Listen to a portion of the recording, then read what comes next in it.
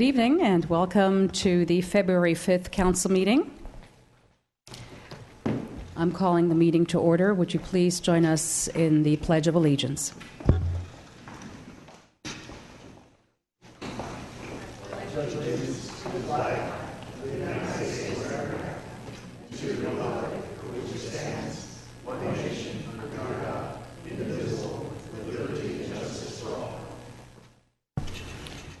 Thank you. Madam Clerk, would you please do the roll call?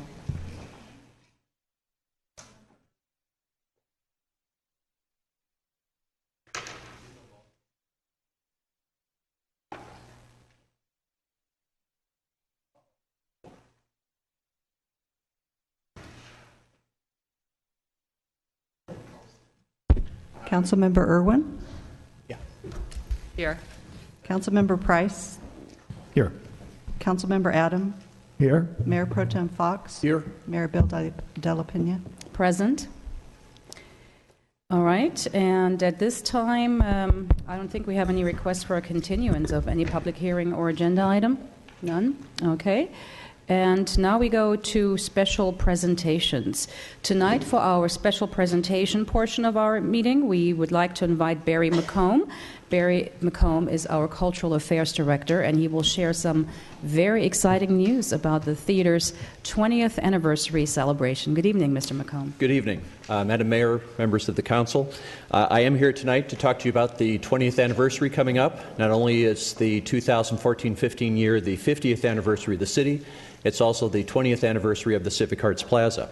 And we are already very deep in planning for this very special occasion at the Civic Arts Plaza.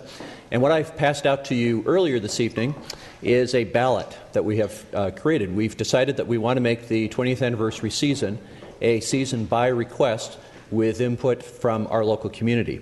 So what we've done is to go back over the past 18 years and created a list of the top entertainers who have performed at both of the theaters, compiled it onto a ballot, and we will now start distributing this for the next 5 months throughout the city. Actually the slides up on TLTV right now, that provides a website link that you can go to, which will take you to an online version of the ballot. If you're at home and have your smartphone, you can also scan the QR code there, and that will take you right to it. And basically what kind of makes this very interesting is if you wind up choosing one of the artists that we actually book, then you will be placed into a drawing to win 2 front row tickets to that performance, plus the opportunity to go backstage and meet the artist or attraction for which you've voted for. So we really encourage all the members of the community to join us in filling this out. They'll be available in the lobby at the theater. We'll be going around and making appearances at all the various service clubs in town. We actually launched this at the CLU Leadership Breakfast last week, and I think pretty much everybody in the room filled it out. The bad news is that as members of the council, well, we'd like you to fill out the ballot. You are not eligible to win the 2 front row seat tickets or go backstage and meet the artist. But your input is still very valuable to us. So I will pass out copies to the members of the audience tonight. And again, we just encourage everyone to share your feedback with us. There's also on the back of this a portion where you can put down names of artists who have never performed here as well. So we hope that it will be a best of some of our attractions from the past, as well as the best of some new attractions coming as well. Thank you very much. Excellent. Thank you very much, Mr. McComb. We now go to public comments. Madam Clerk. Now is the time and place for public comments. A speaker card is available for those wishing to address the City Council regarding items on the agenda or on a subject within the city's jurisdiction. All remarks should be addressed to the Council as a whole, and all documents for City Council and the official record should be presented to the City Clerk prior to speaking. Speakers are requested to state their name and community of residence for the record. Under state law, public comment matters may not be considered by the Council unless listed on the agenda, but may be referred to the City Manager for administrative follow-up. 7 people have presented cards, and pursuant to Council standards, speakers are allowed 3 minutes. The yellow light displays when you have 1 minute remaining. Thank you. I will call 3 names, and if you hear your name being called, if you could move to the front, that would expedite the process. Thank you very much. First up, we have Cheryl Hink, followed by Denise Burrows and Steve Gibney.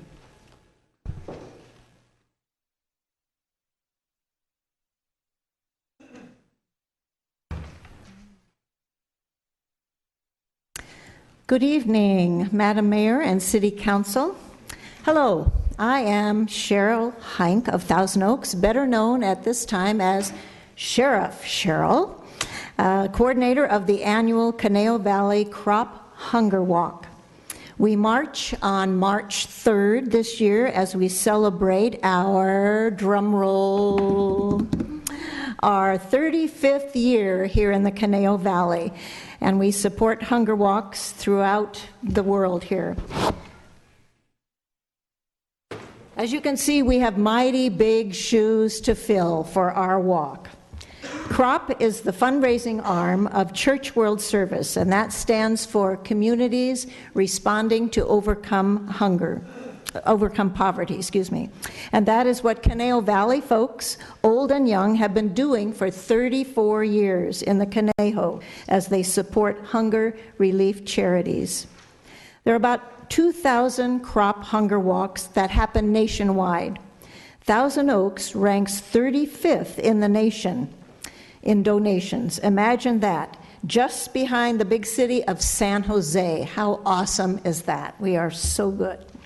The funds raised by crop walks are used by Church World Service to educate and support struggling communities worldwide so that they may become self-sufficient. Funds are also used for disaster relief, including the needs resulting from horrific Hurricane Sandy. We give back 25% that we raise here in the Conejo to 4 local hunger agencies. Number 1 is MANA, Thousand Oaks MANA, Thousand Oaks Meals on Wheels, and Westlake Meals on Wheels, and Lutheran Social Services that assist the local homeless. So we give right back to our local community. And as Dr. Phil would say, this ain't our first rodeo. We are a force to be reckoned with. Last year we had over 550 walkers, and we raised $42,000. And that included over 35 clubs, churches, and schools that were involved with us. So why are we here tonight? We want you, the council people, and the viewers, and anyone who's watching, to walk with your friends and your community to support the cause. Commit 3 hours on Sunday, March 3rd. Deputy Denise, what do you have to offer? Good evening, everyone. My name is Denise Burrows. I'm a resident of Westlake Village. Just want to add that what is extraordinary about this event is that since the beginning in 1978, the Conejo Valley Crop Walk has raised approximately $1,124,000, the $1 million mark being crossed in 2011 when 700 walkers from 23 local groups, schools, churches, and companies raised over $54,000. It is a remarkable achievement and certainly says a lot about our wonderful community and our terrific city.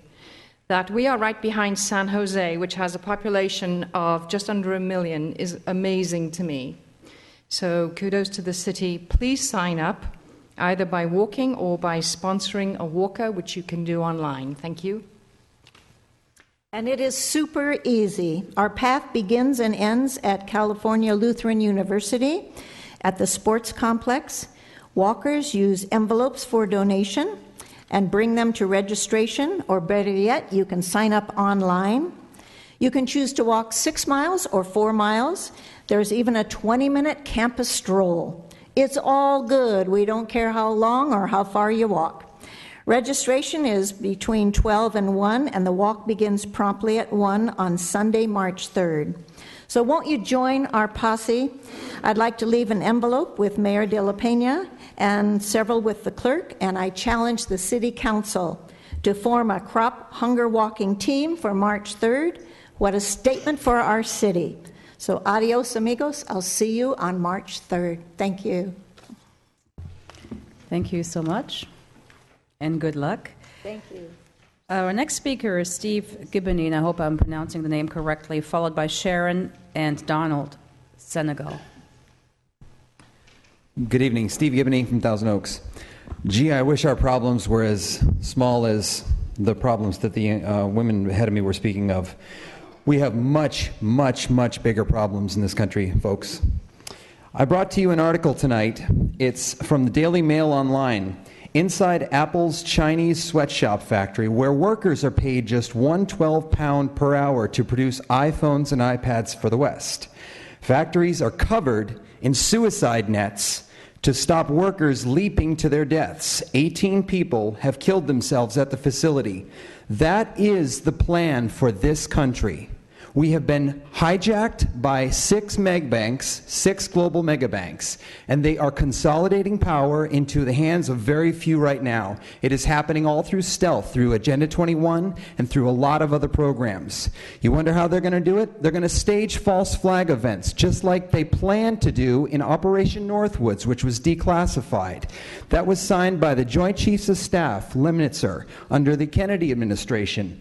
It called for using friendly citizens to blow up ammunition inside the bases at Guantanamo Bay. Blame it on the Cubans. It was all to be used as a pretext to invade Cuba. They talked about burning aircraft on the airbase. You can look this all up. It's very easy to find. They wanted to lob mortar shells from outside the base into the base. They wanted to sabotage ships in the harbor and cause large fires. They wanted to sink ships near harbor entrance. This was all using American citizens dressed as Cubans to do this to American people, as use it as a pretext to go to war with Cuba.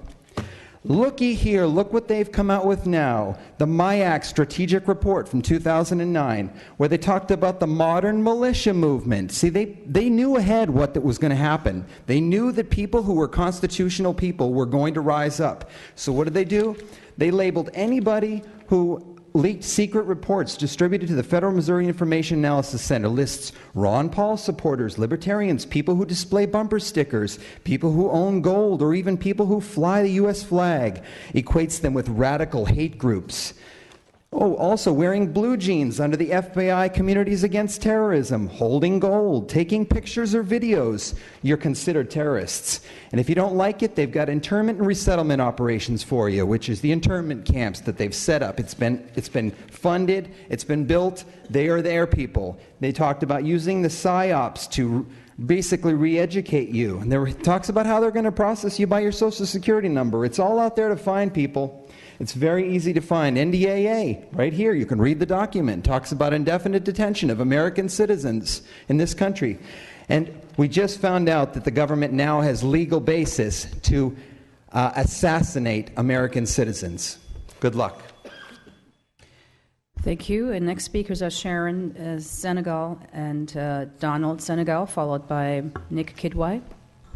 Yes, my name is Sharon Senecal, and I'm a member of the Newbury Park community, and I'm here to plead with you to save our Newbury Park post office. This seems to be a very minor event for most of us, but it's a very big event for those of us. And I'm looking at Ms. Mayor, and I'm saying, I hope you can do something about it. Councilman, we really are counting on you to do that. I've tried to look at this. I've been in government for my 32 years of government service plus. Started my work at Capitol Hill, so I'm very familiar with what's happening.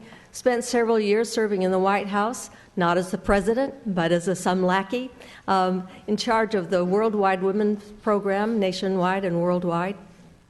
So I'm here to plead for you to please take a look at our post office. I don't know that it's going to impact very many people, but I think it will impact a lot. In other words, I don't see any business being maybe taken out of business, but there will be a lot of businesses around there that might suffer. It's going to be put in a very remote place. I travel a good deal in my after-hours business now. I'm traveling from coast to coast and overseas doing a lot of lecturing on leadership, so I'd like you to talk about leadership here in this arena. If I were to go up and get my post office box information late at night, that's a very remote area. The post office says that they will save $300,000. Now, maybe that's a lot out of yours and my pocket, but in the reality, that's not a lot. Probably those of us will spend that much on gasoline going up to and from. I don't know what would happen, but it's such a remote area. I'm not sure that somebody's not going to get hurt, maimed, raped, or whatever. I already had it. And so I suggest to you, would you please take a look at it? I cannot see any reason why you members would not vote to keep this post office in Newbury Park. Now, we were at a hearing a couple of weeks ago, and we found out there is one way to stop this, and it's something you all can do, and that's to send a note to the Postmaster General, Mr. Donahue, and he would be able to stop this. So I plead for you, please stop that post office from being moved. I think it's an economic impact to you all, and for those of us that serve as your people who vote for you again, I would try to say to you, please be in our camp, not in the post office camp. Please be in ours. I beg of you to please let Mr. Donahoe know that we do not want that post office moved. The post office in Jan's Mall was saved, and that's because it was an economic advancement. And I'm suggesting to you that you all can save that program for us. We have written to our congressperson. We will plan to write to Mr. Donahue, and if needs be, we will be glad when I'm in Washington, D.C. to go visit. So would you please, please save our Newbury Park post office? Thank you. Thank you. And we will have a couple of additional speakers regarding the post office. I would like you to know that the city manager will address your concerns at the end of our public comments portion. Next speaker, Mr. Senegal, followed by Mr. Kidwai and Rudy Gonzalez. I'm sorry, did you say there would be people speaking in opposition? Is that what I heard you say? No, that I said there will be additional people speaking regarding the post office issue. Thank you. My name is Donald Senecal, and I've been a resident of Thousand Oaks since the 70s. And we've had a post office box for a very long while. The information that has been apparently put out to the residents of Newbury Park has been at most minimal. I've been on the board of directors of our community, and no one there, other than people who own boxes, were even aware that this event was to occur. So we went to the meeting a week ago tonight, and Mr. Price was there, and the point was, it was a function of economics. Gee, we'd love to leave it there, but. And historically, those who are kind of new, the entire post office operation was conducted out of the Newbury Park station. Some time ago, they left the retail portion there and took away the remaining portion of root structure and trucks and whatnot. So the point is that in the interim, that portion of the present post office, the floor area, half of which probably is not used anymore, because that portion has now been delegated to this remote area overlooking almost downtown Camarillo, up a two-lane road which dead ends. In any event, the problem, the facts discussed were this financial impact, $300,000. The point being, having talked to the owner of the mall and the management of the mall, there's been no attempt since last August to even consider negotiating the price down or the rental down, or negotiating less floor area, which therefore would also reduce the prices.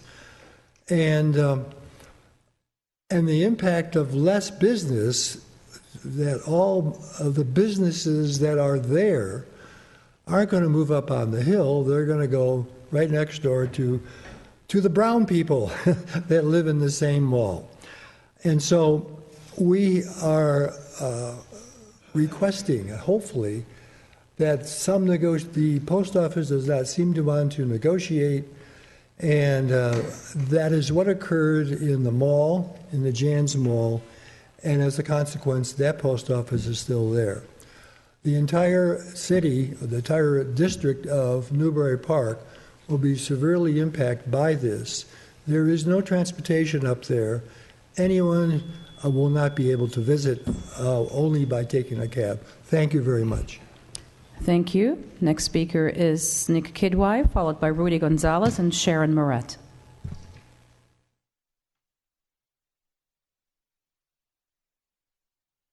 I begin in the name of God, who's most beneficial, most merciful. My name is Nick Iqbal Kedwai. Last time I checked, still Director of Concerned City of Thousand Oaks, by the way, since 1993. Honorable Mayor, City Councilman, City Councilwoman, hope you all are ready for a short meeting again. I would like to speak on the issue of the minutes, even though I will have another opportunity afterwards. I was just amazed to read the staff report by the Honorable City Clerk, and I quote the background. In recent years, a resident has raised concerns about the content of City Council minutes, specifically information regarding public comments. I mean, it's unbelievable.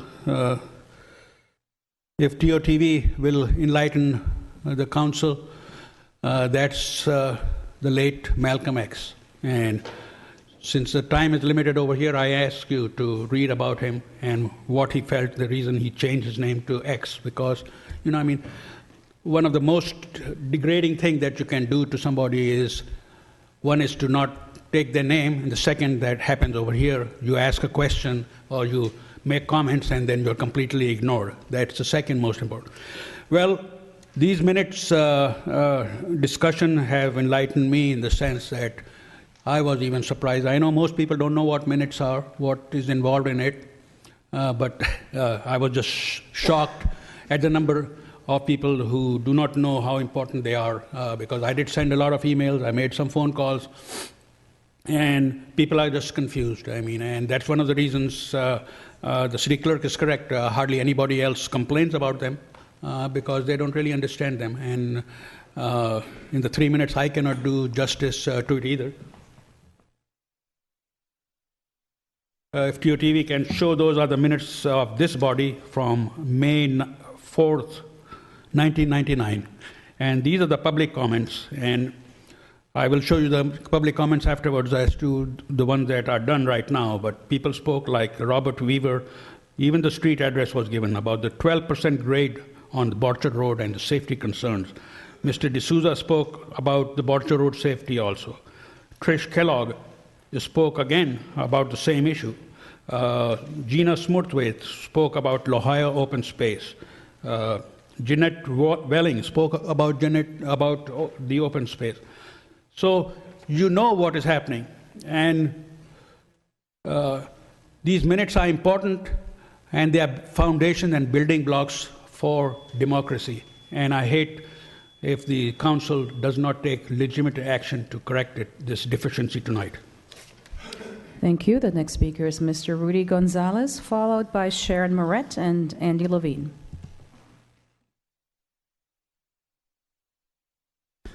Good evening, Madam Mayor, council members, Mr. Mitnick. I'm Rudy Gonzalez, Southern California Edison Public Affairs Manager for Thousand Oaks and a 15-year resident. I'm here this evening to provide a brief update on Edison activity in the community. Edison recently received a modest rate increase from the CPUC.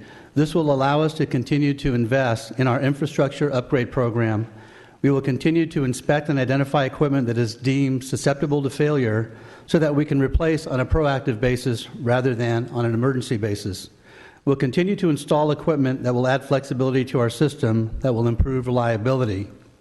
We'll also continue to work with the city on energy efficiency projects, both directly with staff and through the Ventura County Regional Energy Alliance. For those residents interested in learning about solar, the nearest opportunity will take place on Wednesday, April 17th at the Courtyard by Marriott in Simi Valley. Our presidential substation is in the hands of the CPUC. We are expecting the final EIR for the project to be released sometime late first quarter or early second quarter of this year.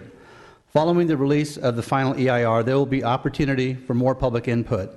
A final PUC decision on our permit to construct application is anticipated by the end of the year.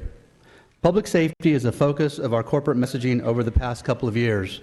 We are inviting local public safety and emergency preparedness organizations to participate in Edison's CERT training that focuses on the dangers of downed power lines.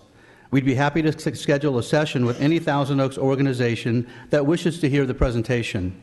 It provides Edison the opportunity to connect with public safety groups so that we can be better coordinated in the event we experience a significant local event.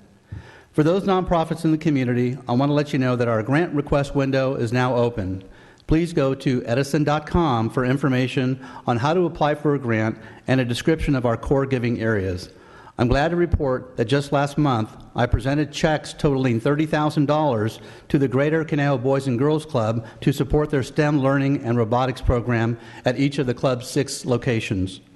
Finally, our most important issue we're trying to work through is bringing our San Onofre nuclear facility back online. The units have been offline for just over a year. They were taken offline due to unforeseen tube wear. After working with many experts in the nuclear industry to develop corrective actions, Edison submitted a plan to restart Unit 2 in October of 2012. We expect a decision on our restart request by the Nuclear Regulatory Commission sometime in April. We were able to survive this past summer without San Onofre due to customer energy conservation and some mitigation measures our company implemented to help meet the demand of summer. I'm leaving an information packet for each of you that explains the importance of safely bringing the plant back online. I hope you will review the information and contact me with any questions you may have. I want to stress, safety is our #1 priority, and there is no timeline on safety. Edison will not restart the units until the NRC is satisfied it is safe to do so. Thank you. Thank you, Mr. Gonzalez. I just want to make sure that we have the information also available on the city's website. Perhaps we can provide a link to the public meeting taking place on the 17th of this month, okay, as well as the grant request. All right, thank you. Next up, we have Sharon Moret, followed by Andy Levine and Clint Matkovich. Sharon Moret, Newbury Park. I would like to thank Mayor Bill de la Pena and Councilman Jill Price for your proposed actions regarding the Newbury Park Post Office. The post office had said that what they're doing by moving the post office would have no impacts on the customer. All of you know that this is not true.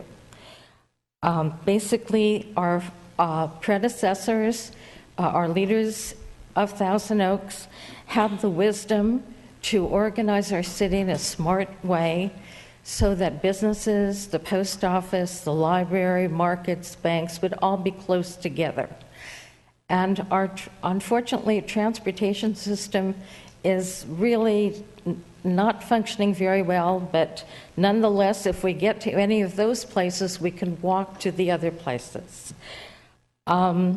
But putting the post office, pulling it out from its well-organized space to an area that is high up a hill and alongside the mountain makes no sense to the farthest place in Newbury Park. It makes no sense. Even if we don't go there regularly, I used to have a post office box there. I stopped that at the end of 2012. But at any rate, when we go there, when we receive a message in our mailbox that we have to go to the post office to pick up something, we're going to all have to go to that place. And basically, businesses use the post office, and other people that have post office boxes there are going to close down doing that. So if they think that they're going to save money, in actuality, they're going to be losing money, because people are not going to waste their time and their gasoline and going to a place so far and so remote and with no public transportation. Basically, the post office has had many years to buy land dirt cheap in Newbury Park to build a post office and their truck station. But instead, they're closing down the post office, which we have a need for public access to, and they're putting it by a truck station, which is maybe great for a truck station, but not for public access. And so, at any rate, I hope that other citizens will write, and this has to be, the letters have to be received before February 13th to Diana Alvarado, Facilities Headquarters, Pacific Area, U.S. Postal Service, 1300 Evans Avenue, Suite 200, San Francisco, California, 94188, 8200, to preserve our post office. They have been in violation because they indicated to us that they got a little bit ahead of themselves and built out the post office already. And they were supposed to take comments and have appeals before Mrs. Moret, proceeding. your time is up. Okay. Thank you very much. Andy Levine, followed by Clint Matkovich.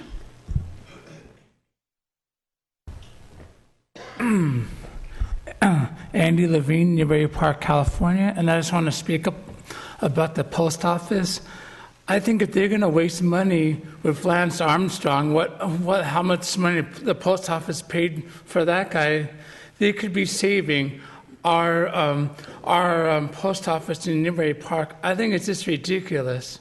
If they want to close something, maybe close down the post office and on Jan's Road, because Newbury Park gets much more people going to there than they do at the Jan's Mall, and that has been documented.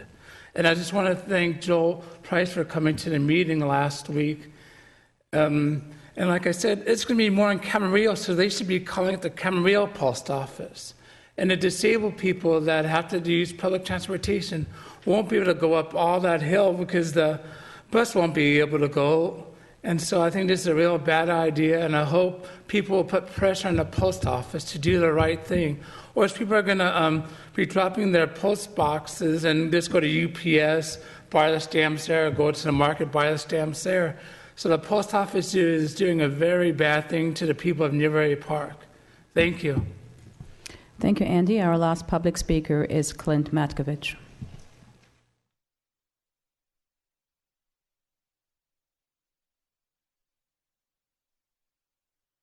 Thank you, Mayor Bale de la Pena. Happy New Year to everybody.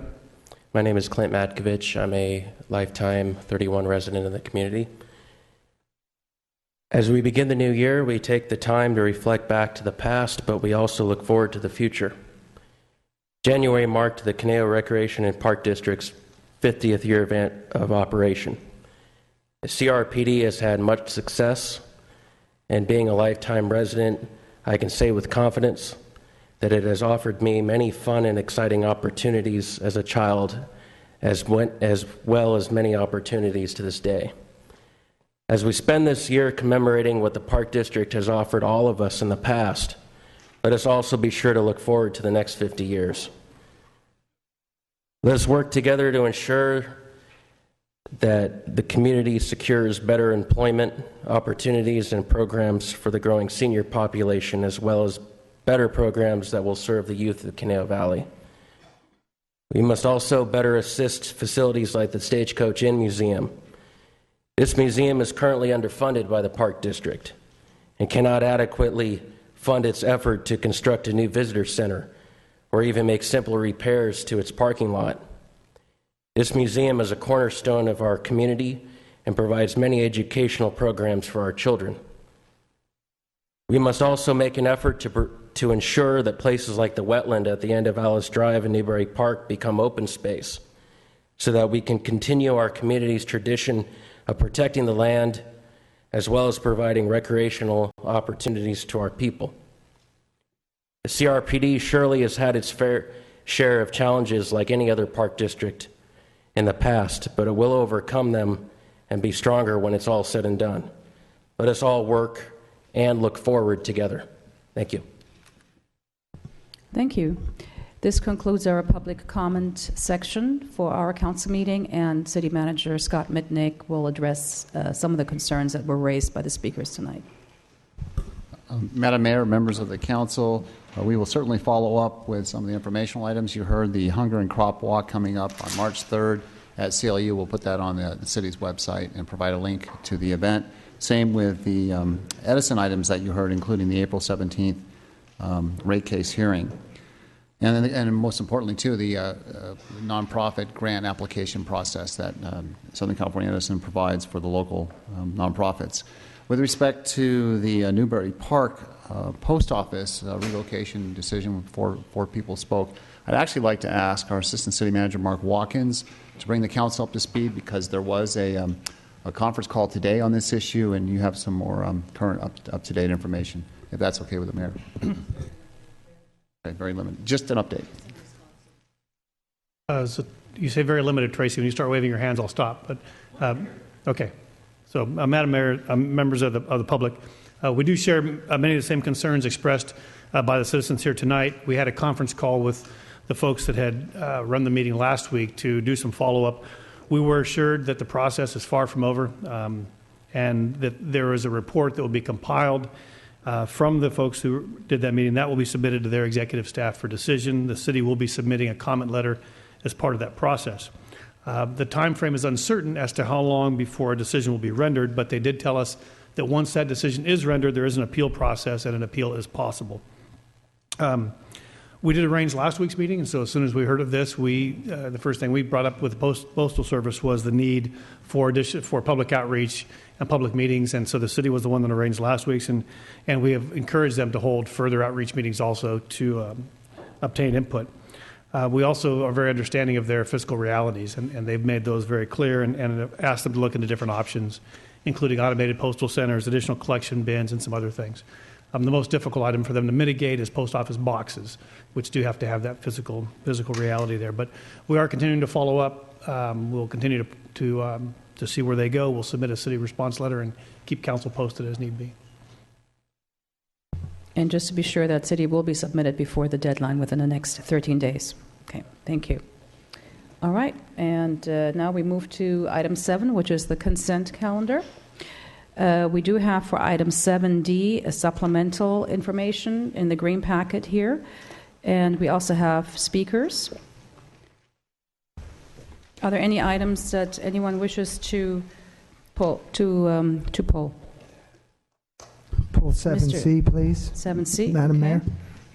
All right, 7C. Anything else? None? Okay. I will, before we move the remainder of the calendar, I will go ahead and call the speakers. First speaker is Dick Hughes, and he is the former mayor of the city of Thousand Oaks, followed by Nick Kidwai. Good evening, Mr. Hughes.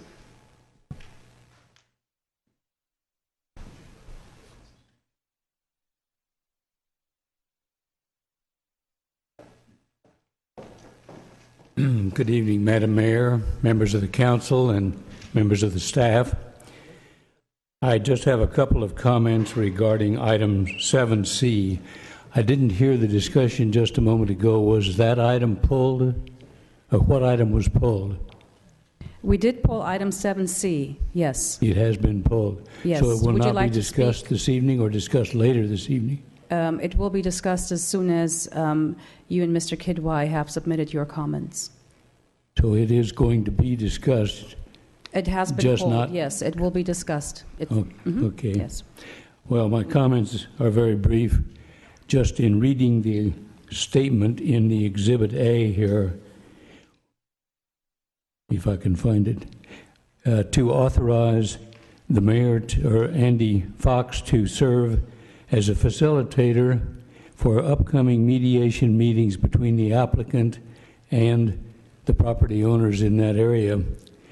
It just seems on the surface to me that that represents a very obvious conflict of interest, and I'd like to hear the city's position on that, supporting it or reaffirming it, because it certainly seems obvious. A member of the council meeting with independent groups of that nature, especially as a mediator, will be privy to lots of information that the rest of the council will know nothing about. There's no way a mediator can come back and brief the council on everything that they have heard or that was discussed. And as a member of the council, I would not be very happy to have that be the situation. It just seems to me that if there's going to be a mediator, and I certainly agree that mediators frequently can help make things happen which would not happen otherwise, but for that member or that mediator to be a member of the council seems totally inappropriate to me. Thank you. Thank you, Mr. Hoos. Mr. Kidwai.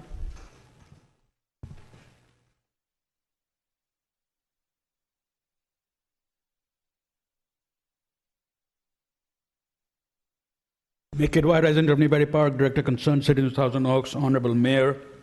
I'll take this opportunity to kind of stress the minutes of January 22nd. For one thing, in fact, I've left my binder. I have given a binder of minutes to one of the council members, and I had given it to another council member a year ago. I don't think she enjoyed reading it. I got the minutes because there used to be 5 or 7 copies available when you came, and people would grab it. And it just, paper is still king, I mean, regardless of what people would say. And if TOTV will show the overhead from the draft minutes of the last meeting, public comments, the post office representatives came and spoke. But what did they speak about? Oh, well, you need to see the video for that.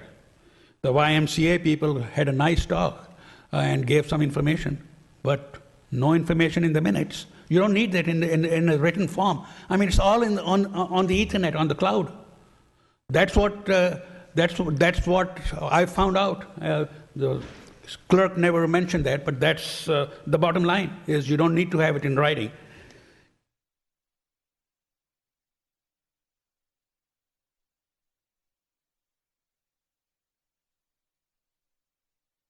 If you TOTV can show, I did not even know myself that you could speak on closed session items in the chamber, and I spoke. There were 4 items, so just my name is there. These are legal matters.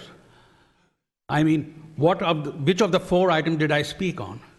I mean, well, the video is there, I guess, but I mean, this is just. I mean, the former mayor was here talking about Mr. Fox being a representative. These things have been going on for years. I mean, this is not the first time. This is the 4th or 5th time, and he has blundered on as a mediator, but he still gets the job. I mean, 8% return on a low-income housing. That's what he and this council signed up for. In fact, you have a measure about the overcharge on the solar panels for the former city hall. If it wasn't for residents and activists, that building was going to be demolished. It was scrap. That's what the staff said. And we people came and begged, and the former mayor allowed a citizen to speak for 15 minutes with slides, and that's what saved the building. And right now, the Tea Party is gone. You know, there's an $80,000 increase in the budget for the solar panels. What happened to the analysis of the RO, return on analysis, and that the money was going to come back?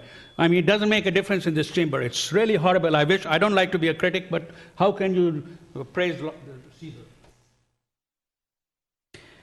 Thank you, Mr. Kidwai. Okay, and we now go to item 7C. Councilmember Adam. Thank you, Mayor.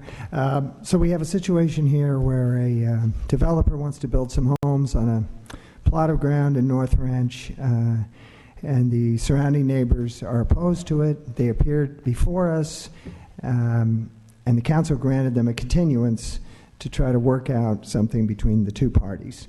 And so it's obvious that everybody here on the council wants to see something ultimately worked out in that situation. My question, and I want to get this on the record, I have absolutely no concern about Mr. Fox's mediation capabilities. He did a great job with the mobile home situation. That was, in my opinion, a little bit different because it ended up in us rewriting the municipal code. So my question or my concern is threefold actually. But let me just ask our city manager a quick question. What happened to Tim Gallagher of Gallagher 2020, who I thought was the mediator that the two parties had taken from the private sector to mediate this? Would you happen to know? Mr. Mitnick. Madam Mayor, members of the council, yes, Mr. Gallagher was hired by the applicant to help work their way through this project, and he's the one who actually called and with the request. So he's part of the team, if you will, and he's made the request that's in front of you on behalf of the applicant. Oh. So the mediator doesn't want to mediate, and he wants to have the city mediate instead. Okay. I mean, Mr. Mitnick. To clarify, no, Tim Gallagher is not a mediator, was not hired as a mediator. He's providing advice to the applicant, as I understand it. So the label of mediator may not be correct either for for the council member. It's more of a facilitator, somebody to help the process along. Hope that helps provide clarity. Well, it was just portrayed in the staff report that he was going to be an interface between the two parties. So, okay. Well, all right. Here's the concerns. Number one, is it in fact a conflict of interest here for a council member to mediate between two private parties, and in the sense that it's quite clear, at least the staff's position, that they in fact would like to see this piece of property annexed so we could continue to have control over it. So the city stated a position. Now we have a representative from the city acting as, you would think, a neutral mediator, but however a position's been stated ahead of time. So I guess the question is for Ms. Noonan, is there a conflict of interest, number one? And number two, is the city in some sort of liability position here, in the sense that if the proceedings don't go the way one of the parties want, could they turn around and say, hey, your mediator was conflicted and we're going to dispute this decision, and who knows where it could go from there. So conflict of interest and liability. Madam City Attorney. Right. I'll answer Councilmember Adams' questions, and I'll also answer the question posed by Mr. Hughes. Let's first start with Mr. Hughes, who indicates that he believes that there's a conflict of interest and is concerned that a member of a city council will be privy to information that other council members are not privy to. To me, that appears more of a concern with the ex parte communication rules that would apply in this situation. This is a quasi-judicial and legislative entitlement process that's before the city council. So there are rules of decorum that have to be applied. The city does, in fact, have an ex parte communication policy that requires council members, because it's not uncommon for applicants or the public to reach out to their representative city council member to discuss projects, whether it's an actual land use application process or it's the post office closure or various other matters that pertain to city business. And in that case, the city council has adopted rules for ex parte communications that requires council members to disclose those ex parte communications, any communications that they've had that has an impact on that council member's decision on whether to approve or deny a project, or that are facts that might not come out during the public hearing process. So we do already have policies in place that should provide for the other council members to have that information that goes forward. With respect to council members' concerns with respect to whether it's a conflict of interest for a council member to mediate, the concern, I believe, council member Adam, that you expressed is that a position has already been stated by council. At the last city council meeting, when this went before the council expressed concerns over the project and in fact, I think Councilmember Fox suggested that they go back to the drawing board and make some revisions to the project because the project as proposed was not going to be approved. Council did not make any decisions on it, but Councilmember Fox expressed an opinion that he did not support the project as approved. It's very unlikely that the project that would be mediated would be anything close to, or would be the project that was before the city council, because the direction given by all the council members that night was to make some changes to the project and try to resolve that issue. At this point, it's really difficult to determine whether an actual conflict would exist, because at this point, all it would be is a council member providing mediation and facilitation services between the two parties. It doesn't require Councilmember Fox to agree with whatever resolution the parties come to. It's just he's there simply as a neutral party to encourage communication and resolution of a very controversial land use process. We've had council members act as mediators in various other occasions throughout the city's history. You mentioned the mobile home park. There's been other situations as well. So it's really difficult at this point in time to conclude that there is a conflict of interest. As the process goes along, we'll be paying attention to it, and I'll be paying attention to it, and I imagine Councilmember Fox will. And a conflict of interest exists in only two ways. One, if there's a financial conflict of interest, which doesn't apply here, or second, when there's a common law conflict of interest. And that applies when a council member is so passionate or so biased about a particular project or issue that they cannot maintain neutrality and vote on that project or that issue. So it requires a lot of things to happen in order for a common law conflict of interest to happen. So it's just really premature at this point to make that conclusion. May I just interject for just a moment? I understand what you're saying completely about Councilmember Fox. I guess my concern was more about some of the staff statements. Mm-hmm. That in fact they were completely in favor of annexing, which would in fact say, we're in favor of building. Well, right. We all are tied inexorably to the staff. Well, again, staff makes a lot of recommendations that council members over the years, and council as a majority has decided that's really nice. I appreciate your recommendation, but I disagree. And that's happened numerous times. Just because staff makes a recommendation doesn't mean city council is obliged to follow it.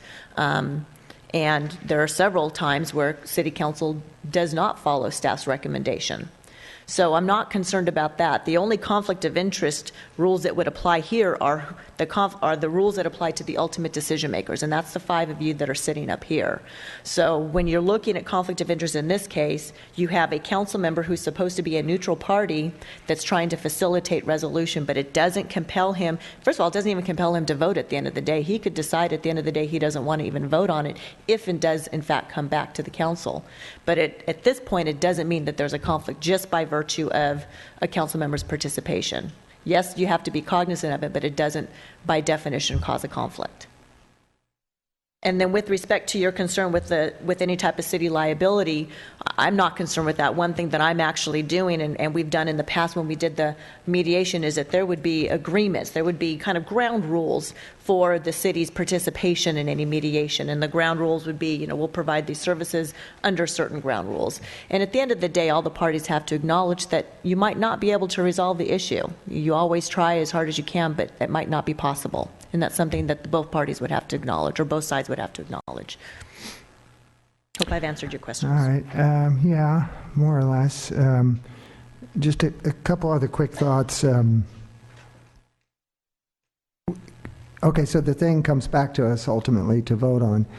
Would Mr. Fox have to recuse himself then because he's been so intimately involved with this process before the vote? Right. Again, that's the part that it's really difficult to try to project or hypothesize into the future. It really depends. You could have a situation where Councilmember Fox, is truly passionate about a particular way that the project should be built. It might be the way that those parties ultimately decide, and then at that point he decides not to participate and to recuse himself from the decision. It could be more that, look, I just kind of sat back and kind of gave them some ideas on, are there some common ground, commonalities that you guys can look at, and he took more of a hands-off approach. It's really premature to come to that conclusion right now. But there's a potential there? There's always a potential for any council member to have a common law conflict of interest on anything, whether or not they act as a mediator or not. It's really important for council members in your role, in your quasi-judicial role, to maintain an open mind and to let the process work its way out. You're basically acting as a judge, so it's very important that you always keep an open mind, regardless of whether you meet with the applicant, regardless of whether you meet with a resident, regardless of what's in the staff report. You really need to keep an open mind throughout the process. Well, as you say, there's levels in any situation. It just seems to me a council member put in this particular situation would have a higher level or higher potential for recusal than one that wasn't. Right. Yeah. At the end of the day, you look at a mediator. By definition, a mediator is supposed to be a neutral party. They're basically just trying to find common ground for both sides to resolve their dispute. Okay. But again, it's just a lot of hypotheticals that we'd have to go through to conclude whether or not in this given case there'd be a conflict of interest. And just the last quick question, and I know there have been situations in the past where this council members have mediated, but to me, this one's a little bit different because it really is between two private parties that have nothing to do with the municipal code or anything like that. I mean, is this going to set, in your opinion, a precedent in the future that, hey, if there's a dispute, let's just call in a council member? And, and we get a free mediator and... Right. Well, again, council members, you all have your projects that are very important to you. You all have certain things that you think are important to you. This is a situation where you have quite a few residents that have asked for city assistance, and they asked for city assistance. And this is a situation where, given the difficulties of the issues in this case, staff is supportive of providing service to these residents and the applicant to try to resolve the issue. Okay, thanks, Ms. Noonan. Well, while we're on it, I know Mr. Fox has to leave here, and I don't want you to make you late, but I do have a question now regarding the ex parte communication. Usually when we do the ex parte communication, it is a very brief synopsis that a council member met with such and such a party. It doesn't disclose anything else as to what was discussed or whether any new information was revealed. So the ex parte communication is not really very detailed. It's very generic. I mean, really, it's typically it's because at the time that the council members draft in the ex parte communication, the staff report is out.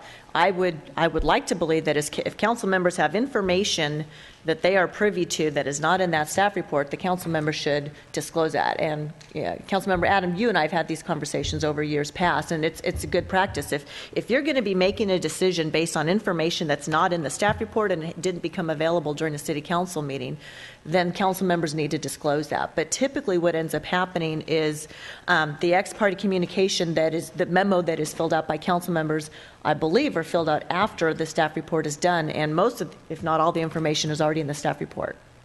That's my understanding, and I think City Manager Mitnick has some follow-up. All right, Mr. Mitnick, really quickly.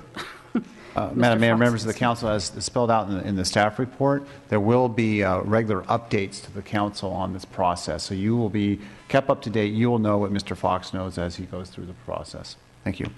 Okay, and then the other question is, I mean, the applicant could hire a mediator, right, in a private sector to mediate, because we don't necessarily want to get calls to provide free mediation service for issues that are a little more difficult to resolve. Has that been an option? I mean, was that offered to, I mean, who asked for it? Was it the applicant? Was it the residents? Okay, Mr. Mitnick. Yeah, Mr. Mitnick has the answer. Madam Mayor, members of the council, that is why this issue is before you, because it is unique. The request did come from the applicant through Mr. Gallagher, and that's in front of you tonight. Just for clarification, we do actually have mediation services for neighbor-to-neighbor or neighborhood disputes that we work, that's used through the police department, and that's worked very, very well for us. This is a little bit different. And again, this is coming from the applicant. This is not coming from your staff or from any of the council members. The neighbors are aware. The attorneys on both sides have been made aware, and that's spelled out in here, and they're aware, and they're ready to go forward. Just clarification on that. So the request is coming from the applicant, not the neighbors. Correct? The neighbors are aware of it, but the request came that's from correct. The And the neighbors attorney has been made aware. And the first meeting, if you are so inclined, would be this Friday with the representatives from both sides to discuss the ground rules and then to set a schedule. Thanks. Thank you. Okay. And, all right. Depending on how this vote goes tonight, I do want to state for the record that if Mr. Fox is indeed approved, that we have to make sure that he will in no way represent any of the other council members on the city council. And that, I mean, and if you come back with a recommendation, we don't necessarily have to accept that. Mr. Fox?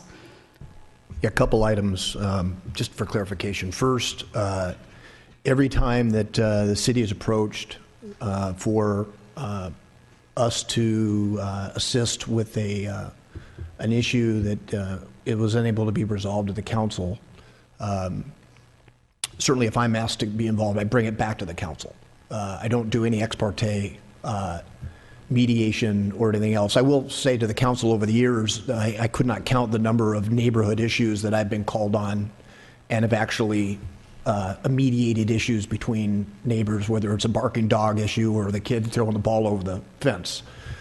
So that's not new. But on issues where issues have actually been brought to the council, I actually come to the council so it's open, so it's transparent, and so candidly I have council approval to enter into these types of discussions. That's the first thing. The second thing is I do make it a practice, and I disclose to both parties that from time to time I will come back and I will brief the council on the issues, so everybody's up to speed on what is going on.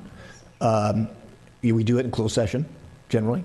I have done it in open session, but I protect the confidentialities of both parties just to give the council an update, so we've handled it both ways. Third, the parties signed a confidentiality agreement. They recognize that they're asking the city, and just a clarification, Mr. Mitnick was a little in error. We were approached by the applicant, but also when I was made aware of it, I asked that the residents not just be contacted, but they would be in agreement. So their attorney will be here Friday, and they will be in agreement. If they're not in agreement, that will be the one and only meeting. We have no interest in doing that. The other thing is that some people confuse mediation with arbitration. Mediators act as independent neutrals. That doesn't mean that they don't necessarily have a brain and they haven't analyzed things, but they don't take sides. By definition, they assist both parties in negotiating their interests, hopefully so they can come to some resolution. And that's what I've done over the years. It has not been always a city issue. By way of example, a number of years ago, I don't know if any of my colleagues were on the council at the time, we had a number of issues over Cal Lutheran, over their sports facility and student housing. And I spent many of late night evenings in neighbors' living rooms with former President Ludke working through that. That was not a city issue. That was both private parties. So I can just share with the council that good questions. I have not found the need to recuse myself from any of the votes because virtually every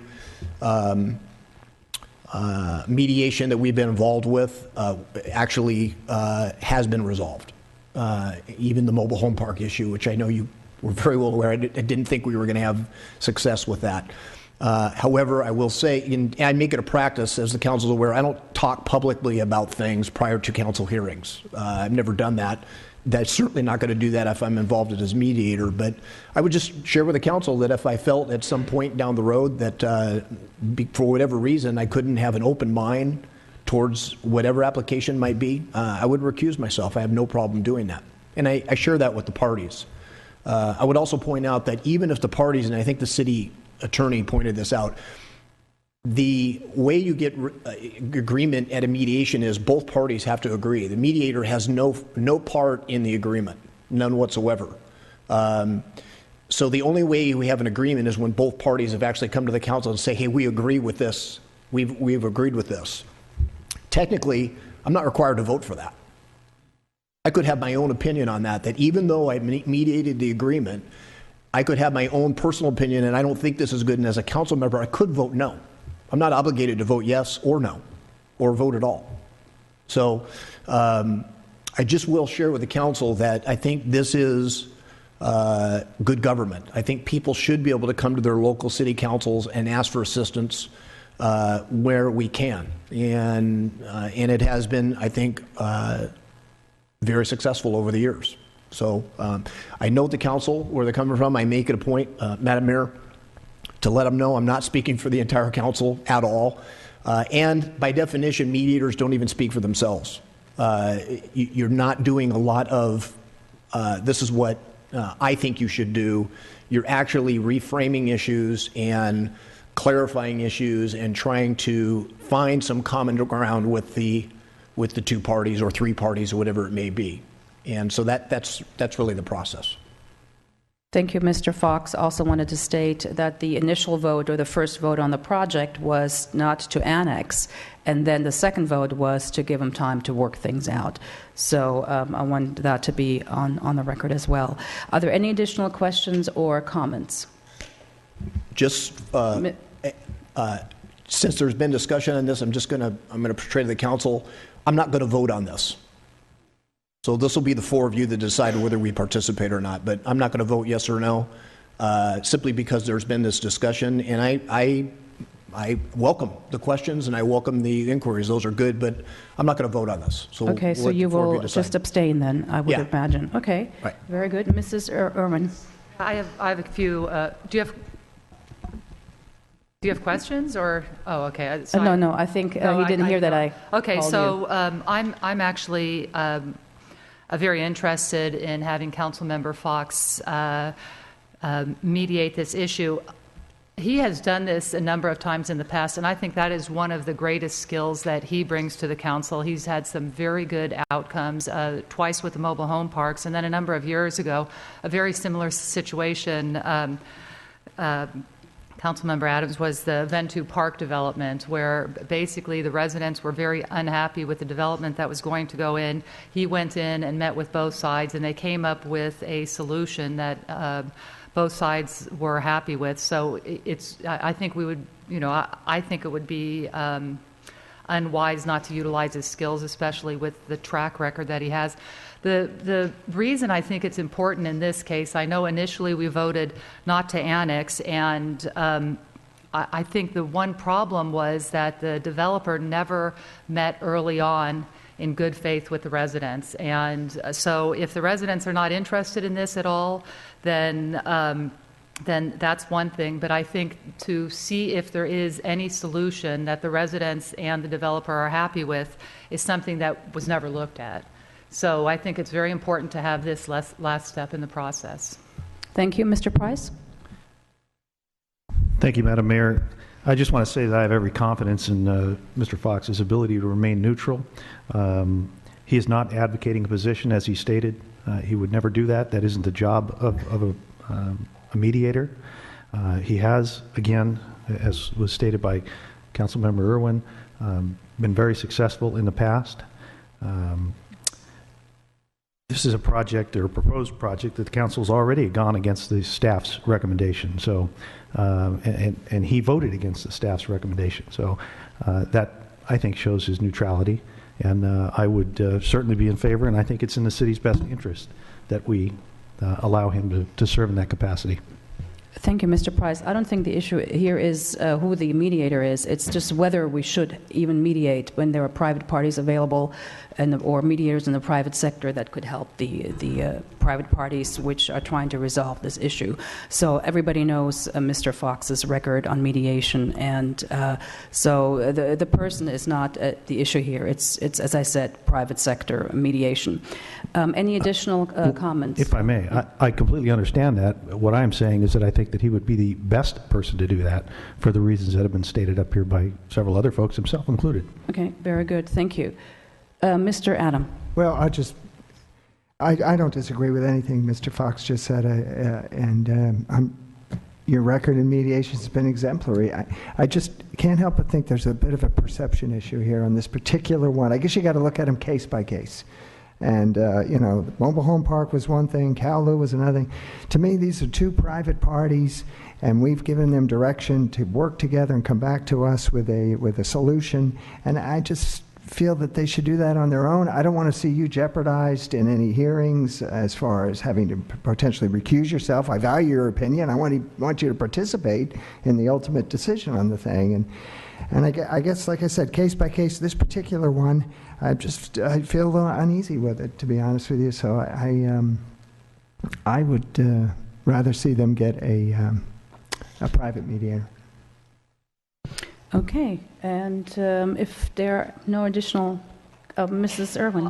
I'll just, obviously it sounds like everybody's already going down one road. There is a big advantage to having somebody experienced and understand the background, the history of the city, as opposed to getting a separate mediator.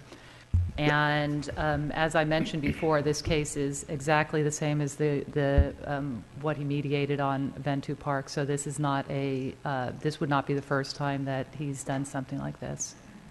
Let me just share with the council that Mr. Fox. One of the intangibles with these is the trust of the mediator. And I would just tell you in this particular case, yes, you could bring somebody in that is a paid mediator, and they could come in and act as a neutral. The problem lies in the trust of the residents and the trust of the applicant with the mediator. And I could tell you that in the cases that I've represented the city in the past, it would have been virtually impossible for a neutral mediator without any history with the city, without any history of knowledge of the issues to come in and be successful. It's just, there's too much involved. People have questions about city process. They have a number of things that come up in the course of these things. It would be very, very difficult, if not impossible, for somebody to come in and mediate it in kind of a traditional sense. If somebody was a former council member, and you could put a lot of what ifs on there, but I would just share with the council that in part, I think the reason why we've been successful in the past is simply because of confidence in the city and our process. It's just not as simple as bringing somebody from the outside in and they mediate it, particularly in this particular case. We have a long history of a property that's been in town a long time. You already have a council vote on this issue. Like I said, I think if the council is genuinely interested in finding a resolution, I would encourage you to let this process go forward. I can't be any clearer than that. Again, I'm not going to vote because I have not participated in any mediation where the council wasn't unanimous about it. But I will share respectfully with my colleagues, if there's genuine interest in resolving this issue, this is our best opportunity to do that. And finally, they asked us. Nobody went out and was looking for work here, so to speak. Thank you. Is there someone willing to make a motion? Mrs. Irwin. I will make the motion that Andy Fox serve as a facilitator for the upcoming mediation meeting between KSK and nearby residents. So that is a motion to approve item 7C. Any comments to the motion? And since you're the maker of the motion, do you have any final comments? Okay. I wanted to say something, and then I can turn it over back to you. But I know I will support the motion, although very cautiously, because I do think we do have private sector available, past council members, past mayors that could help out as well.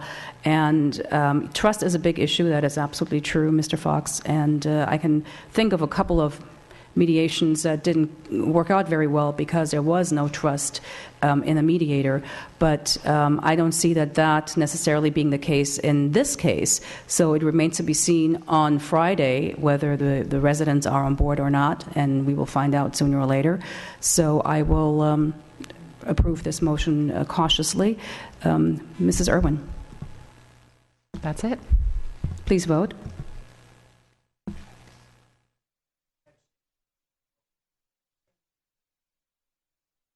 I'll record your vote as an abstention. And the motion carries 4-0. Okay, that's 4-0. And who would like to move the remainder of the consent calendar? Mr. Adam, okay. Remainder, please vote.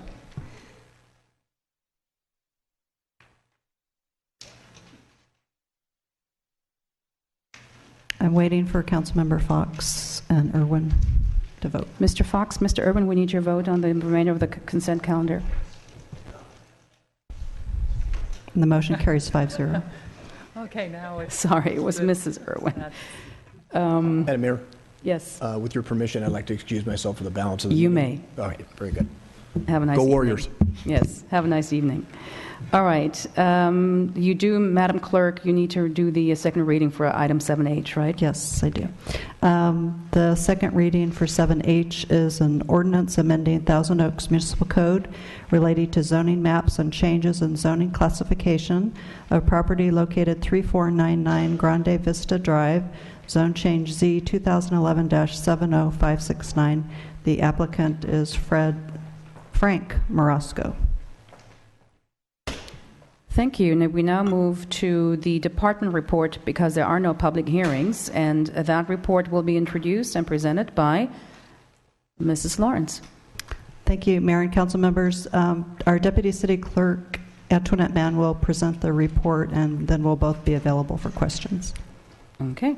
Mrs. Mann.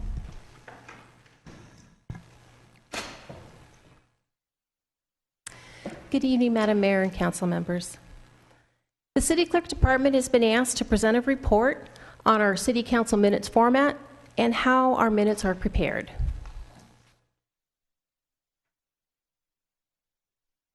So let me start with some background information on minutes for you.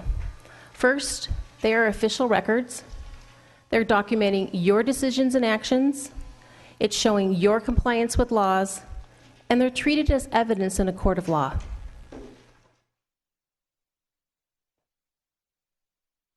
These are two California government codes cited that provide guidance on minutes, who needs to prepare them, and their contents. So you are aware, our City Thousand Oaks minutes are bound in a book, they have titles, and they're maintained in the City Clerk Vault. Our index is maintained by our imaging system, which is available on the city website for residents and staff. You can search for any word, term, or name in the minutes, and you can review your results. The minutes in the imaging system do go back to city incorporation of 1964. The Thousand Oaks Municipal Code added a section in 1984 related to minutes. It states that the city clerk prepares the minutes, that the minutes are to be clear, concise statement of the council actions, motions made, and votes. Additionally, when the City Council oversees a judicial proceeding, like a public hearing, the summary of the testimony should be included in the minutes.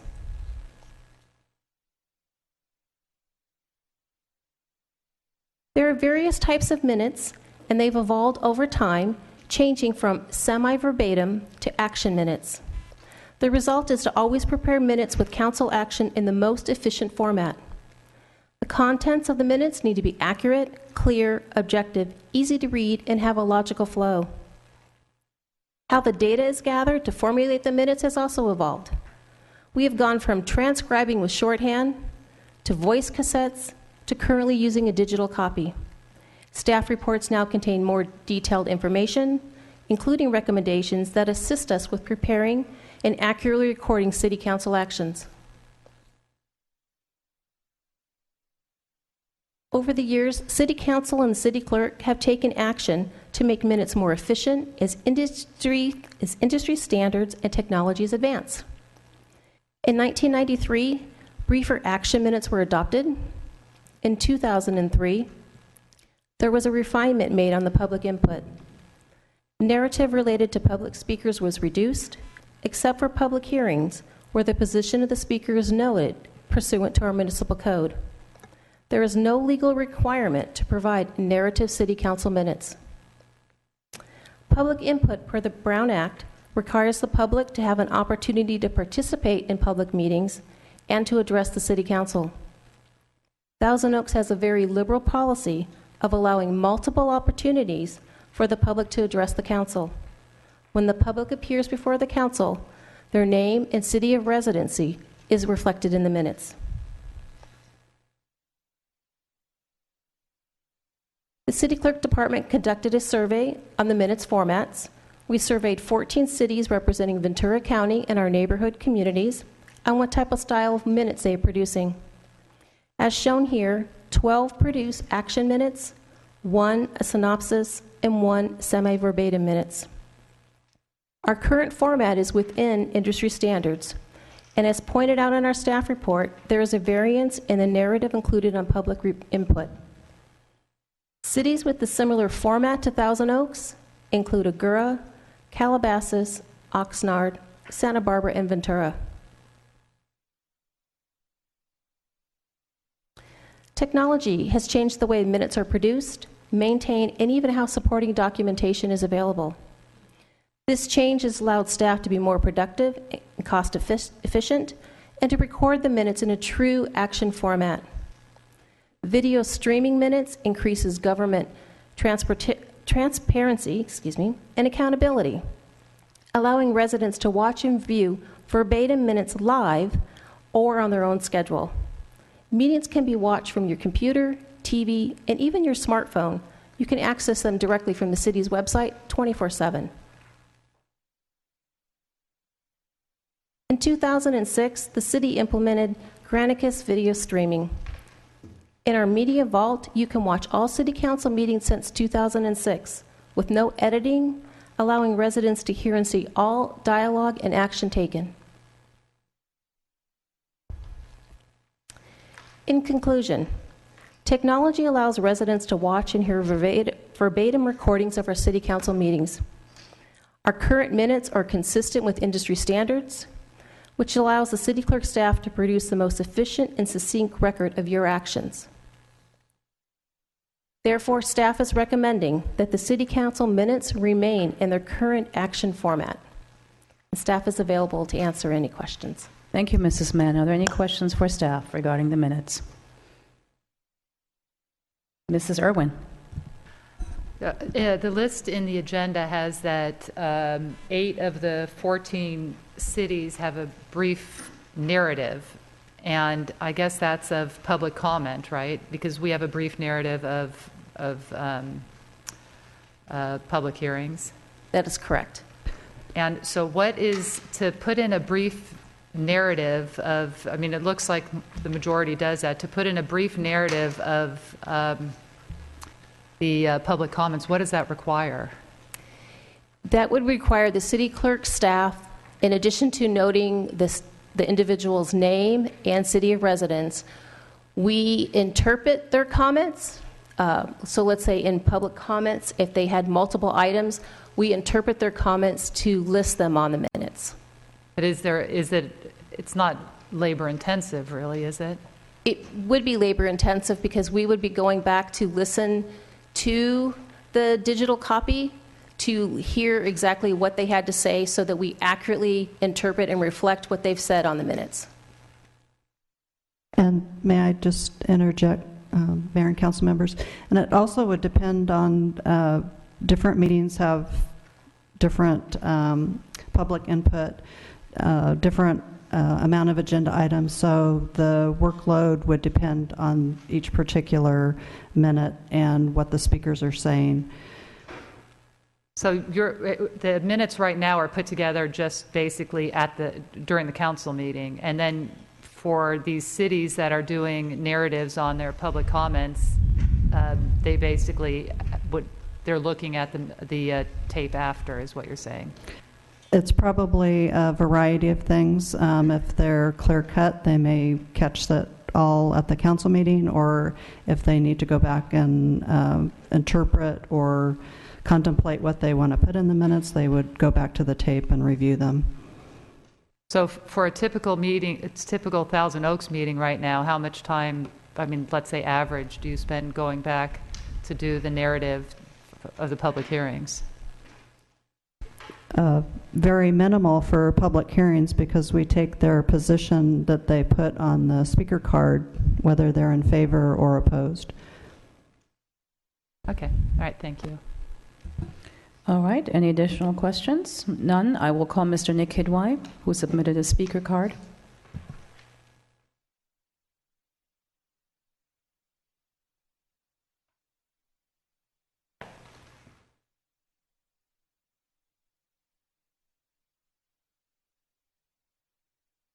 Mr. Kidwai, are you using the Elmo? The Nick overhead Kidwai, projector? resident of Newbury Park. Are you using the overhead projector?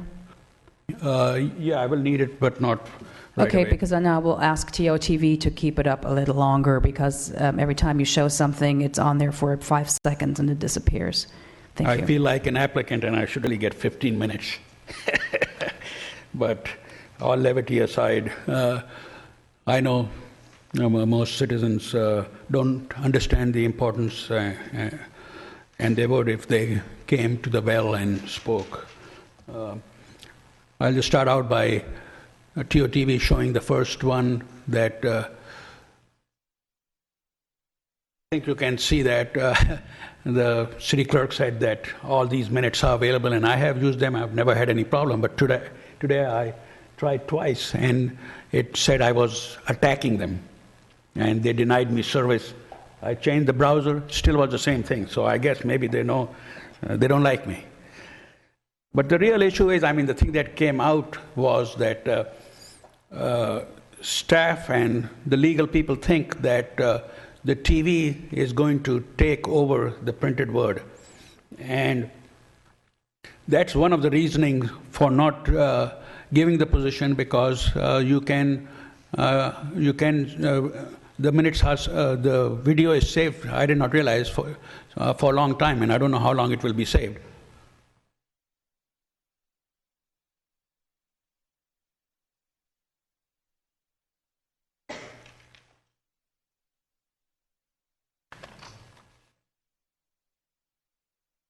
This won't show well, but I did some research. I spent an hour and going over the cities to find out their minutes.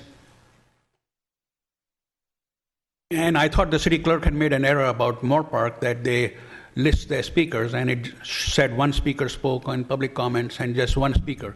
So I looked at other minutes, and then I saw 7 speakers. And I said, so they don't list the names? What is going on? And then I just clicked on where it says 7 speakers, and lo and behold, it goes to the public comments, and you can hear them.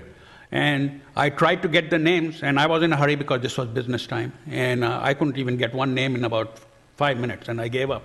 And so this is not the efficient use of time that they're talking about.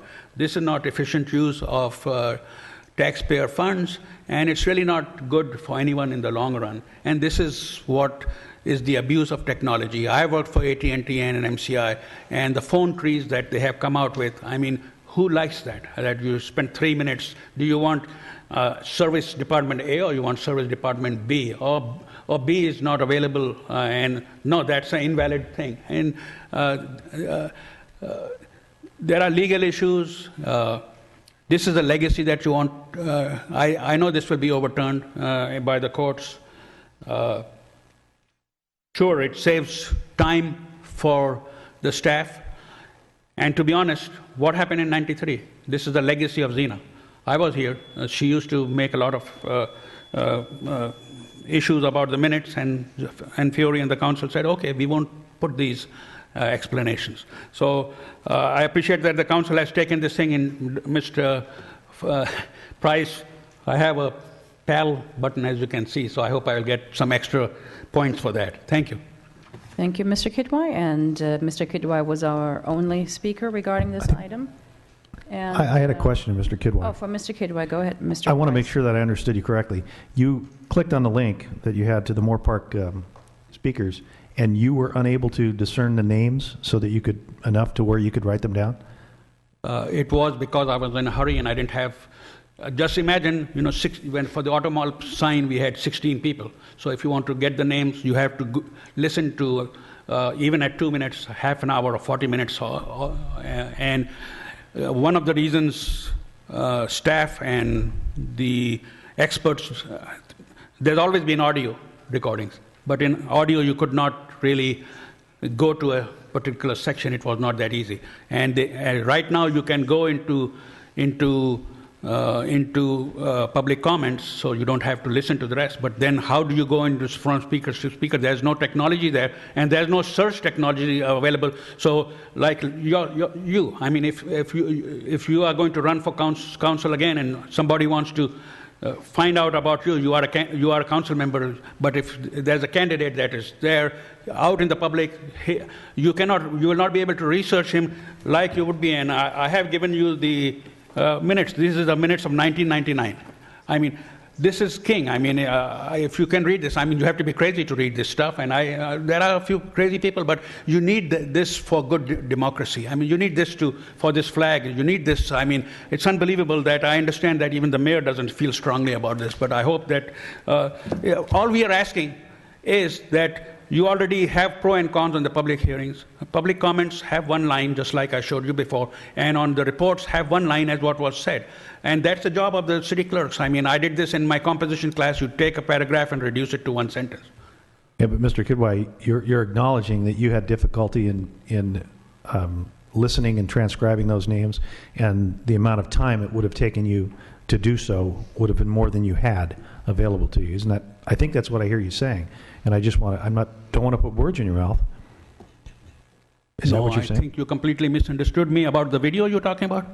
Well, when you tried to listen to the audio portions of those speakers, you said you had difficulty getting the names down so that you could write them? No. What I'm saying is, in the audio, there was no way that you could go to staff report 9D. Right in the video, that's one of the beauties, is that you can go. Once it can go to like Facebook, where it will recognize the face, and you can say, show me every time this Nick Kidwai shows up. And so that would, but even then, I mean, I worked for Xerox in the 90s, and I was told that, paper will be gone, and that's what they were saying in the general, and that's what Xerox said. You are completely wrong. With the high-speed printers and with the internet, there will be more paper generated, and that's really true. I mean, there's very few people who are able to survive by just scanning and not having the real live paper. And I've been audited by the IRS a few times, and I was told that actually you really need the receipts. I mean, if they want the copies are from the neat receipts is not good enough. Okay, and Mr. Kidwai, yes. I appreciate you giving me the book that you did. The minutes are in there, but you also acknowledge that not many people read those. I did flip through it. I hope you won't be too upset that I didn't read it from cover to cover. And I'll return that to you this evening. Okay, no problem. Thank you. Are there any questions of staff? Linda, Mrs. Lawrence would like to address some of the concerns that were brought up. Yes. I just wanted to point out that the video retention currently is permanent. So it will be permanent until it's changed. The Moorpark minutes that the speaker is speaking about are actually annotated agenda minutes that they do through the Granicus system, the same system that we have. And they do prepare formal minutes that are not online, except if you look on their agenda. When the minutes are approved, they have a copy of the actual formal minutes. So what Mr. Kidwai was referring to was just annotated agenda through the Granicus program. And in 1999, the minutes that Mr. Kidwai used as a sample, the city clerk had 11 employees, and we currently have 7. Thank you. No comments. Okay. Well, then, what is the pleasure of the council regarding the item 9A, City Council minutes format? The recommendation by staff is to retain the current action format. Mr. Adam. Well, thank you. With all due respect to Mr. Kidwai, because there's absolutely no question he truly is a concerned citizen. I'm glad he's here, keeps us on our toes. It's good that you're here, Nick. I am going to go along with the staff recommendation to continue with the action format. 12 of the 14 cities are using it.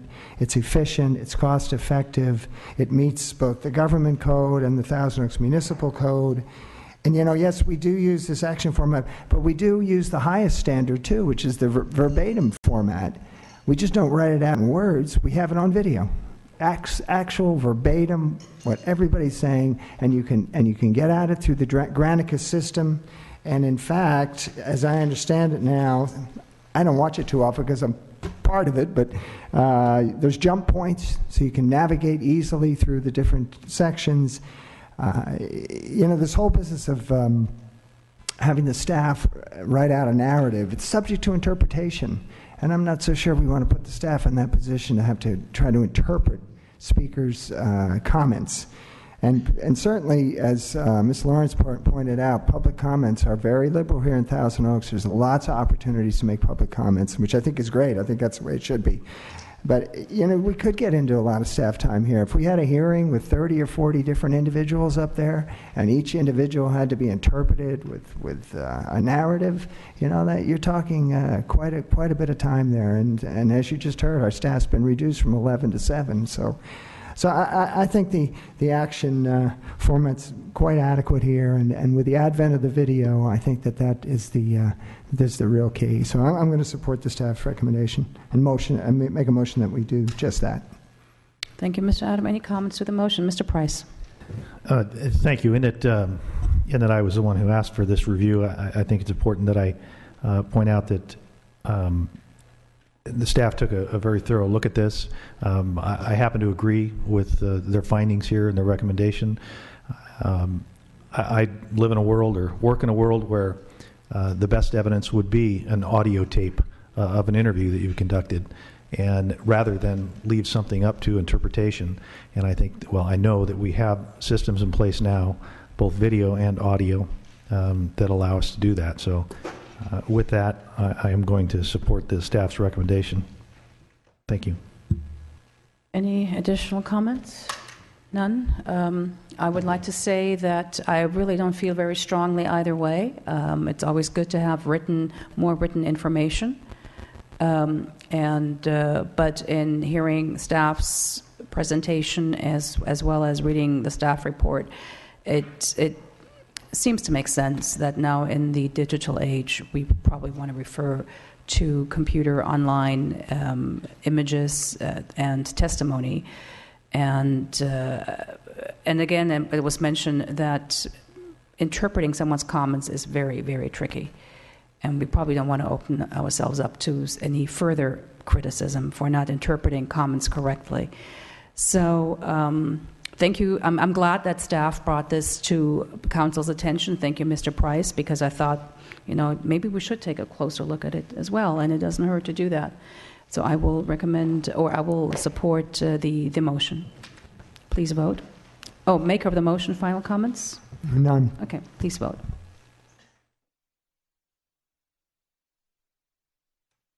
The motion carries 4-0 with Councilmember Fox absent.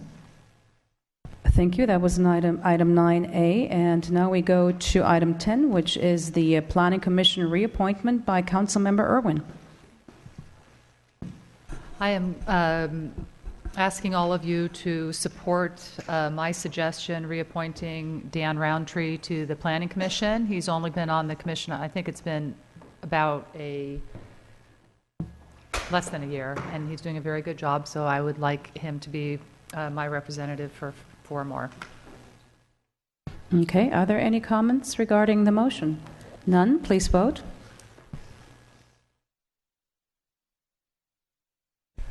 Motion carries 4-0. Thank you. Mr. Adam, your Planning Commission appointment. Yes, thank you, Mayor. I would like the council to confirm the appointment of Douglas Nichols. Doug's lived here in Thousand Oaks since 1984, almost 30 years. He's got an MBA from Cal Lu, so he's a local guy. He's a conservationist. He's an urban forester. He's got a background in engineering and planning. He's a member of the California Urban Forest Council and the Society of American Foresters. So Doug's going to take care of the open space and the trees in this community, which we all value so much. Very involved in the community. Westlake High School, T.O. High School, Colina, ASO, Conejo Valley Days. Doug's got a good track record. He's well-rounded. He's active in the community. I know he's going to do a great job, so I ask for your confirmation. Thank you very much. Sounds very impressive. Please vote. Motion carries 4-0. Okay, we have 2 planning commissioners appointed tonight. Congratulations to Mr. Roundtree as well as Mr. Nichols. Item 11, which is City Council as Successor Agency to Thousand Oaks, we have no reports. And then item 12, which is a follow-up report on meetings and conferences. And that is now to be presented by Mr. Price or Mrs. Irwin. Who would like to do that? Mrs. Irwin? Pointing at me. Okay, Ms. Well, Irwin. maybe you can add a little bit more after. The report is in the packet. Two things. I was appointed or sworn in as the second vice president of the Channel Counties Board. I am finishing the term of Dr. Glancy, so it was really bittersweet to take that position. But they're an organization that's a great organization. We're constantly being educated. I think the one kind of high point is that Dave Mullinex, who is basically the Channel County's public affairs manager, expressed great optimism. And he said he cannot remember how many years it's been since he was optimistic. So that was actually good to hear. And then we did have two guest speakers. I guess I said I had two things, but I'll add a little bit more. Senator Bill Moyning and Assembly Member Cacho. I won't try to pronounce his last name. So good meeting. And Mr. Price, did you want to add anything? I think you've done a great job. Thank you. All right. Thank you very much. The recommendation is to receive the report, so we don't need to formally vote on it. Thank you very much. Mr. Mitnick, City Manager updates. Madam Mayor, member of the council, no additional follow-up from tonight. The next City Council meeting will be 2 weeks from tonight on February 19th. At this point in time, we are looking at two public hearings. One has to do with the abandonment of a public street on Brunston Court. And the second public hearing has to do with the Mayflower Residential Project, an appeal of the decision at the Planning Commission with respect to that project, residential project subdivision. Department reports at this time, we're looking at a few.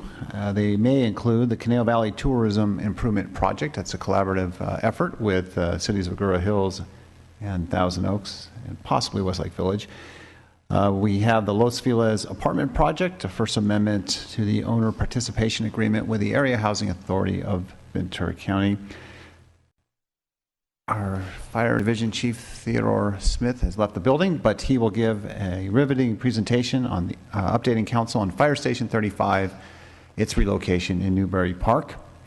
We have a land use amendment hearing process, initiation of a municipal code amendment. That's a cleanup issue, and that's coming from the city attorney.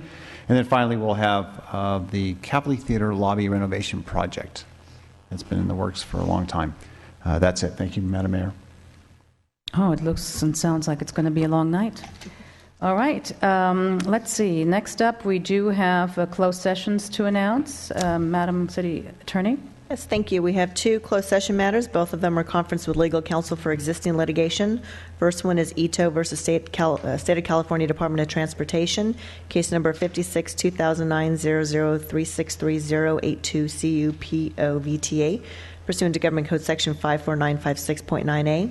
And the other one is City of Thousand Oaks versus Parking Network, Inc., case number 56-2012-00415-100-CUBC-VTA, pursuant to Government Code Section 54956.9a. It is unlikely I will have anything to report subsequent to these closed sessions. Thank you. And then there's also a public notice, approval of final map, located at the corner of Avenida de los Árboles and Atlas Avenue. 10 single-family homes being built. No council action necessary.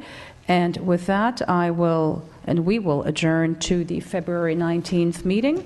Have a wonderful week and a wonderful Valentine's Day. Good night.